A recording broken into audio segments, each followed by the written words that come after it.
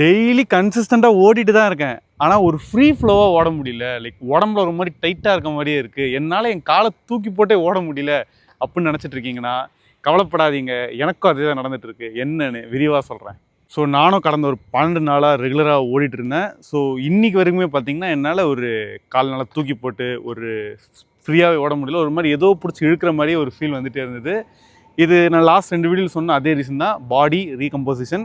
நீங்கள் முன்னாடி ஒரு பெரிய ஜித்தாக இருந்திருக்கலாம், ஆனால் இப்போது திரும்பி நீங்கள் ஸ்க்ராட்ச்லேருந்து ஸ்லோவாக ஸ்டார்ட் பண்ணுறீங்க.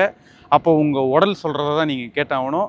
ஸோ இது பிரேக் ஆகிறதுக்கு கொஞ்ச நாள் ஆகும். ஒரு 15 நாள் ஆகும், 20 நாள் ஆகும். ஆனால் நீங்கள் அதை மட்டுமே நினச்சிட்டு இருக்கக்கூடாது. ப்ராப்பர் ஸ்லீப் இருக்கணும், நல்ல தூக்கம் இருக்கணும்.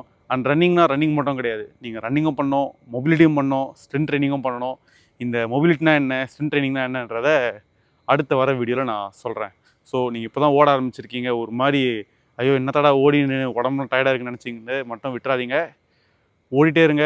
ஒரு பாயிண்ட்டுக்கு மேலே அந்த ஒரு பிரேக்கப் பாயிண்ட் வரும். அதுக்கப்புறம் ரொம்ப நல்லாயிருக்கும். Let's go and let's get it.